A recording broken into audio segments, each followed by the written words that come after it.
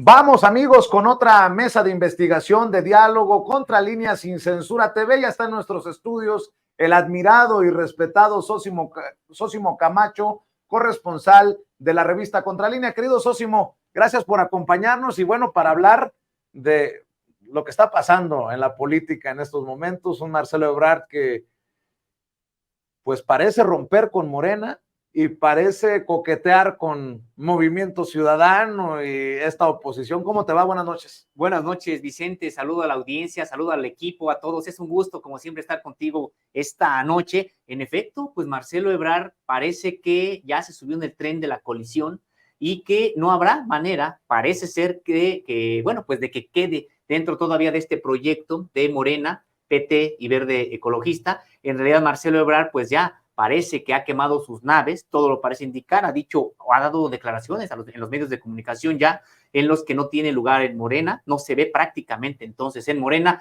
y al mismo tiempo pues insiste en aparecer en la boleta. ¿Qué es lo que ocurriría? Pues sí, en efecto, un rompimiento y sí, nosotros consideramos, ya lo habíamos incluso adelantado aquí contigo, Vicente, que pues era como que de esperarse. Parece que se está cumpliendo prácticamente esta trayectoria que vislumbramos ya desde hace meses. Hay antecedentes. Marcelo Ebrard tiene larga trayectoria. Algunos dirían que larga cola porque pues en la política hay de todo y diferentes realidades, diferentes circunstancias, diferentes momentos. Y bueno, ¿qué podemos esperar de acuerdo a esos antecedentes del propio Marcelo Ebrard? Así es, mira, de hecho, Vicente, recordarás que aquí habíamos dicho que parecía el candidato de la derecha al interior de Morena, que mucho de lo que se iba a jugar al interior de Morena también repercutía en todo el espectro político nacional, no solamente en Morena. Y hay que recordarlo, Vicente, cuando le hice una pregunta al presidente de la República que involucraba a Ebrard, recordarás quiénes salieron a defenderlo. Salió a defenderlo precisamente aquellos periodistas que se han caracterizado, pues no por estar a favor del presidente, a favor de la 4T, etcétera. Salieron a defenderlo aquellos periodistas que siempre han estado defendiendo los privilegios, el pripanismo, pues. Y ellos, pues, incluso se enojaron de que se cuestionara a Marcelo Ebrard en una de las conferencias de prensa, en dos conferencias de prensa, donde tuve la oportunidad de hacer algunas preguntas al presidente sobre precisamente el ejercicio público de recursos que ya habíamos encontrado sobre Marcelo Ebrard. Y en ese momento, pues vimos a gente que se enojó, que siempre han estado con el pripanismo, y ya decíamos, pues parece ser que Marcelo Ebrard finalmente también es un activo para estos grupos. Y hoy el presidente de la República, pues lo dijo incluso más claro que lo que hemos dicho nosotros. Tal vez si es que Marcelo Ebrard, en efecto, aparece en la boleta, obviamente no por las siglas de Morena, pues la principal perjudicada no va a ser Morena, sino Xóchitl Gálvez, porque se estaría yendo prácticamente al tercer lugar. ¿Qué es lo que también nos está diciendo el presidente? Pues que muchos de quienes estarían por votar por Xóchitl Gálvez no tendrán empacho en votar por Marcelo Ebrard. Y es que en ese sentido, pues Marcelo Ebrard tiene una trayectoria que desde el punto de vista ideológico, pues ha entrado con calzador en todo lo que es la 4T. Si revisamos, Vicente, pues incluso su paso como jefe de gobierno de esta ciudad capital de la República Mexicana, por la Ciudad de México, pues veremos que muchos de sus proyectos tuvieron que ver con la privatización del espacio público, tuvieron que ver con la puesta en marcha de asociaciones público-privadas que tanto ha estado criticando, por ejemplo, el presidente de la República, y prácticamente incluso con echar atrás algunas de las iniciativas que hizo primero López Obrador como jefe de gobierno del entonces Distrito Federal y que después vendría prácticamente Marcelo Ebrard a echar atrás. Es decir, ya hay antecedentes en este sentido y lo más reciente que publicó la revista Contralínea es incluso estos contratos que se les dieron a una empresa, que esa empresa a su vez, para hacer la supervía, terminó entregando departamentos a sus familiares. Marcelo Ebrard se confronta ya abiertamente con el presidente Andrés Manuel López Obrador. El presidente ya no lo llama hermano hoy, pero le llama amigo. Con Carmen Aristegui creo que Marcelo Ebrard regresa a esa cortesía, pero cuando hace denuncias, cuando habla de un amaño, cuando habla de irregularidades, está yendo en contra de algo que avala el líder máximo de este movimiento de la 4T, el presidente Andrés Manuel López Obrador, y algo que eso sí no lo esperaba. la confrontación directa con Mario Delgado, el presidente nacional de Morena, quien por mucho tiempo fue cercano al propio Marcelo Ebrard, y ahora blanco de esos ataques, de la furia, si me lo permites, de Marcelo Ebrard. Pues yo creo que precisamente por eso, porque para Marcelo Ebrard se trata para él de una traición, en el sentido de que fue un personaje que incluso se criticó durante mucho tiempo que haya sido un personaje tan cercano a Marcelo Ebrard el que haya quedado en la propia dirigencia de Morena. Entonces, me parece que Marcelo Ebrard siente una traición de carácter personal, así lo ve él, y por eso la propia furia en contra de Delgado, de parte de Marcelo Ebrard. Y yo creo que sí, que Marcelo Ebrard se ha venido confrontando con el presidente de la República, y si no lo ha hecho de manera abierta, pues porque también sabe que el capital político que tiene lo hubiera perdido prácticamente en su totalidad casi de inmediato. Entonces, pero ya los señalamientos de Marcelo Ebrard han sido velados, pero han sido al presidente de la República. Cuando él acusó que había secretarías de Estado que estaban apoyando de manera ilegítima e incluso ilegal a Claudia Sheinbaum, pues ¿quién es la cabeza de esas secretarías de Estado? ¿Quién encabeza el gobierno de este país? Prácticamente estaba acusando a Andrés Manuel López Obrador, porque además López Obrador siempre ha dicho esto: es mentira que los presidentes no sepan lo que luego hacen sus secretarios. En ese sentido, me parece que Marcelo Ebrard, de manera velada, estaba acusando de manera directa al presidente de la República. No lo dijo de manera literal, porque me parece que tampoco él tiene los tamaños políticos para confrontarse con el presidente de la República, pero todo indica que va precisamente a la confrontación. Me imagino que ahora Marcelo Ebrard tendrá que reflexionar, y el lunes próximo ha anunciado que pues ya dirá qué destino tiene él en la política, pero me parece que pues todavía estará incluso viendo, palpando cómo están las cosas en Movimiento Ciudadano. Vamos a ver si es que hay algún tipo de reunión, y estamos viendo entonces por qué Dante Delgado prácticamente había descartado una alianza de Movimiento Ciudadano tanto con el bloque de Morena como con el bloque del PAN. Y además se están aguantando mucho en definir candidato, líder en Movimiento Ciudadano rumbo al 2024. Por más que haya salido Samuel García medio tantear el agua, ya vimos a Colosio que dice que no va a dividir, Enrique Alfaro muy confrontado con Dante Delgado, y creo que en estos cálculos políticos Dante Delgado está también, no sé si negociando, pero sí esperando la decisión de Ebrard. Sí, y Ebrard ahorita ha dejado las dos cosas, digamos que ahí todavía en suspenso. ¿En qué sentido? En que ha dicho que no irá, por supuesto, al Frente Amplio por México, es decir, no buscará entrar al PAN o al PRI o al PRD, dicho que eso sería traicionar la historia. Sin embargo, pues también señaló, hay veces que nunca pasa nada, y hay veces que en un corto periodo de tiempo pues pasa lo que pasan en 10 años, dice él, ¿no? Prácticamente lo que está diciendo es de que han cambiado tanto las cosas que incluso él puede tomar una decisión que no hubiera tomado ayer o antier, ¿no? Para justificar un cambio que me parece todo indicaría pues una negociación, un diálogo con Movimiento Ciudadano.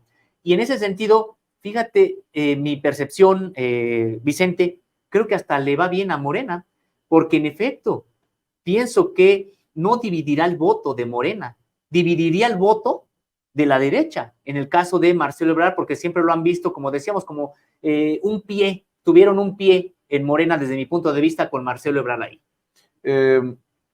Hablas de que se sienta traicionado por Mario Delgado, por su historia caminando juntos, y un Mario Delgado que tiene que mostrar esta estatura, creo yo, a la hora de transparentar todo este proceso, que salga pues decente, que salga bien, y creo que lo consiguió, esa es mi percepción. Y no sé si también se sienta traicionado por el propio presidente Andrés Manuel López Obrador, en su mundo, ¿no? Marcelo Ebrard, porque recordemos que Marcelo en algún momento ya declinó o no fue factor de discordia cuando estuvieron muy cerradas las encuestas en el pasado. Y no sé si Marcelo en este momento pensaría que López Obrador le iba a regresar el favor o iba a meter la mano para por fin tener a un Marcelo candidato a la presidencia.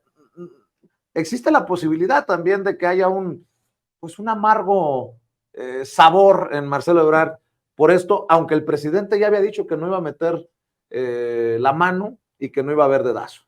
Me parece que precisamente, pues eso es lo que duele a Marcelo Ebrard, a lo mejor, entre comillas, que le pagaran un favor, porque así es como lo entienden, que es un asunto de favores y no un asunto de, el propio proyecto, que tendría que ser la prioridad para cualquiera de los precandidatos, el proyecto, y en segundo lugar, pues lo que finalmente decidan, pues no las cúpulas con pago de favores, sino precisamente lo que decida en este caso la población simpatizante de Morena, que ha dicho prácticamente que es Claudia quien quiere que los represente.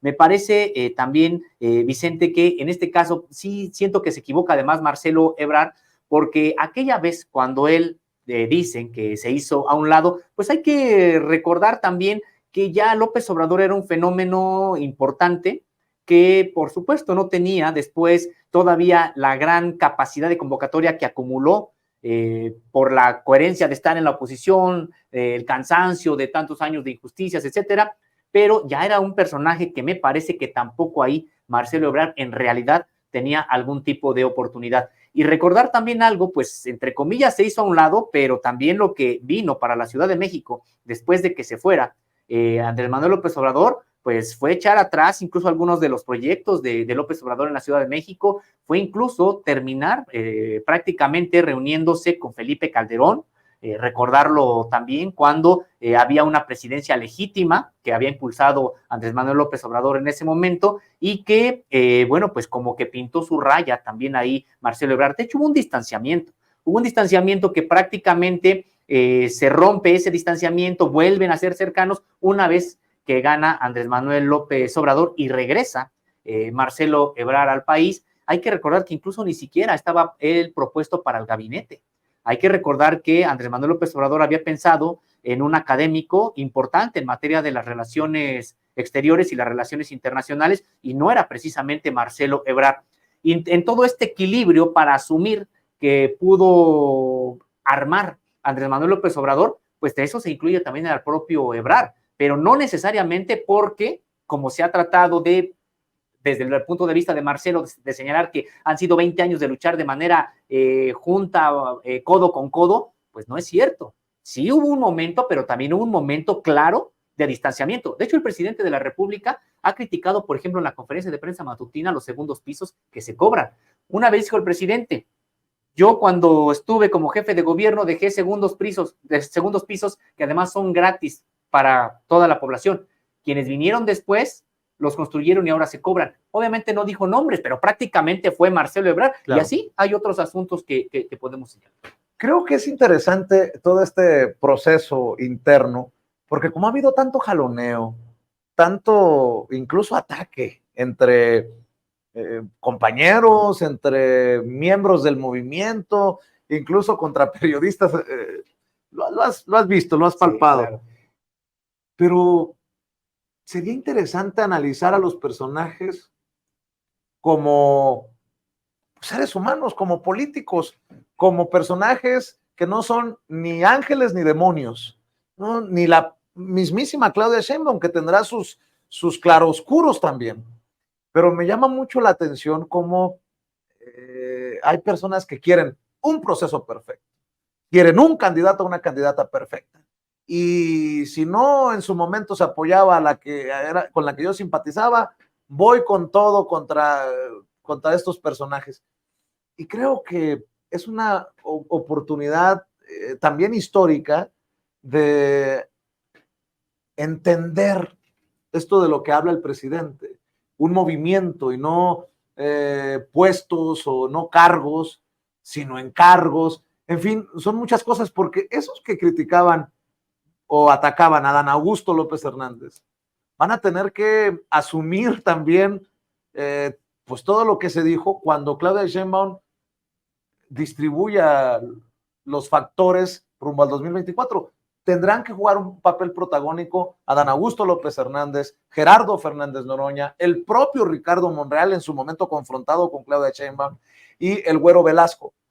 Por eso estamos hablando de Marcelo Ebrard, que qué papel podría jugar con todo lo que ya ha dicho hoy y que podría estar a un paso del abismo político o un paso hacia atrás, que yo lo veo muy complicado. Yo no veo a Marcelo que diga, mejor me quedo, no me voy. No lo sé. ¿Tú cómo entiendes todo esto que digo? Pues parece, Vicente, que en efecto Marcelo Ebrard terminará por romper, porque ya se metió en una ruta que va a ser muy difícil que meta reversa. Prácticamente se metió yo en la ruta de la colisión y todo parece indicar que en efecto no se irá al PAN, no se irá, me parece, al PRI, porque además se vería una incoherencia impresionante. Todavía podría disfrazar esa incoherencia, pues si se va precisamente a Movimiento Ciudadano, que es donde todo parece indicar que terminará ahí. Y además ya pasó, de alguna manera, por políticamente hablando, las manos de Dante Delgado, ¿no? En algún momento.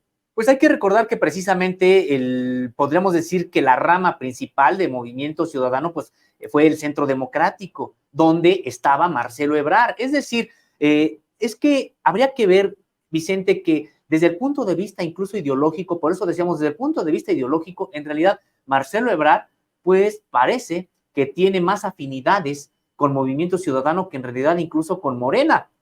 Tan solo por lo que decíamos, el propio paso de como gobernante de Marcelo Ebrard, pues no fue precisamente el de no al neoliberalismo. Si nosotros podemos hacer un análisis de cómo gobernó Marcelo Ebrard, veremos que hubo privatizaciones, hubo asociaciones público-privadas, etcétera. Es decir, un modelo que para nada en ese momento era discordante con lo que estaba ocurriendo a nivel federal. Entonces, en ese sentido, pues creo que ideológicamente no se podría sentir incómodo Marcelo Ebrard ahí. Por eso es que tenía también muchos simpatizantes en el ámbito fuera de Morena, y no precisamente el PT o el Verde Ecologista, sino en la derecha, de manera clara. Entonces, yo creo que sí, se están acomodando. Ahora, importante lo que están haciendo los otros que fueron precandidatos. ¿En qué sentido? Hay quienes señalaron irregularidades, pero tuvieron también la honestidad para decir son irregularidades que no vician en su totalidad el proceso o que son determinantes para pedir que se cancele. Hubo quienes denunciaron irregularidades. Ahí está Fernández Noroña, que además me parece que se reveló como un candidato importante, precandidato importante, prácticamente quedó en tercer lugar con una campaña que hizo